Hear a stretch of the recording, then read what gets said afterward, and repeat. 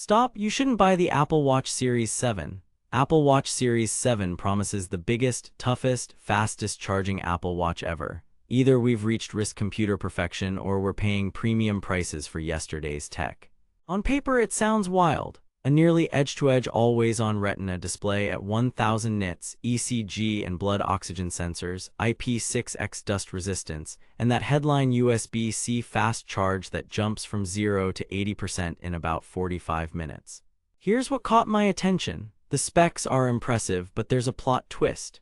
After 2 solid weeks daily driving a Series 7 side-by-side with a Series 9 and the latest SE, I learned exactly where this watch shines and where it quietly falls apart. I've put the direct link to check current pricing in the description, but before you click anything, let me show you what I discovered after 2 weeks of testing. Here's what the Series 7 promises to do. Apple pitches all-day battery life, a bigger and tougher screen with thinner bezels, advanced health features like ECG, blood oxygen, and fall detection, plus dramatically faster charging so you can top up for sleep tracking in minutes. Key marketing promises: 18-hour all-day battery life with fast charge that delivers 8 hours of sleep tracking in about 8 minutes. The largest display yet, 4145 mm with a brighter always-on mode indoors, tougher design with a 50% thicker front crystal and IP6X dust resistance. Swimproof to 50 meters, advanced health tracking. ECG, SpO2, high-low heart rate alerts sounds unbeatable, right? But here's where things get interesting. Reality check. They claim 18-hour all-day battery. What you actually get is a day if your day is short and light. Here's where it gets mathematically impossible. You can't wear it all day and night on a single charge. In my testing, a normal day with always-on enabled notifications and a 45-minute GPS workout left me at 15-25% by dinner. Add sleep tracking and you wake up with single digits. You must charge twice daily or rely on fast charge. And that fast charge, it only works with Apple's USB-C fast charging puck and a sufficient power adapter. Many Amazon listings ship with older USB-A pucks or third-party stands that do not fast charge. So the headline benefit can vanish if you get the wrong cable in the box. They claim the biggest display transforms usability. What you actually get is a nicer screen that still lives on a tiny wrist. The Series 7 keyboard exists, but accuracy on the 41mm is mediocre and the 45mm is just okay. Outdoors, the 1000 nit panel is readable, but next to a Series 9's 2000 nit display, the 7 looks dimmer in harsh sun.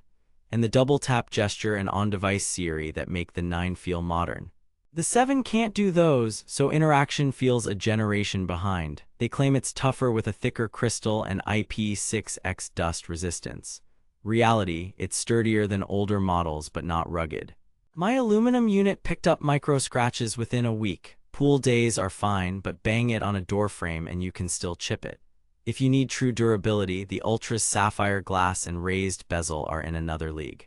They imply performance is smooth with a next-gen S7 chip. Let's be real here. The S7 is basically the S6 with a different label. Daily use is fine, but watchOS 10's heavier animations reveal occasional stutters that you won't see on the S9. More importantly, buying a 2021 watch in 2026 shortens your software support runway compared to newer models. That matters if you keep a watch for 3-5 years. They tout advanced health. ECG and SpO2. Reality, excellent for wellness insights, not medical diagnoses. SpO2 can fluctuate 90–99% based on fit and motion. ECG works where approved, but not in every country. And here's the twist. Crash detection and temperature-based cycle tracking live on Series 8, 9, and Ultra, not the 7. If safety is a priority, that's a miss. Finally, Amazon Reality. A lot of Series 7 units are renewed. Sellers often guarantee only 80% battery health or better. At 80–85% battery health, that 18-hour claim crumbles quickly. Many reviews mention missing fast charging cables and generic bands. That's not switching, that's expensive confusion. Battery life. With always-on enabled and moderate notifications, I consistently hit 15–16 hours with roughly 20% remaining. A 60-minute GPS run eats 18–25% depending on music playback. Sleep tracking with always-on off costs about 8–10% overnight. Fast charging from 0 to 80% took me around 45 minutes using Apple's USB-C fast charger and a 20W brick. Using an older USB-A puck stretched the same charge well past an hour. Here's what nobody tells you. Without the right puck, the magic 8 minutes for 8 hours sleep promise does not apply. Display and build. The 45mm panel is about 1.9 inches with slimmer 1.7 bezels and a brighter always-on indoors. It's lovely, no doubt. The front crystal is thicker and more crack-resistant, but aluminum models still scuff easily.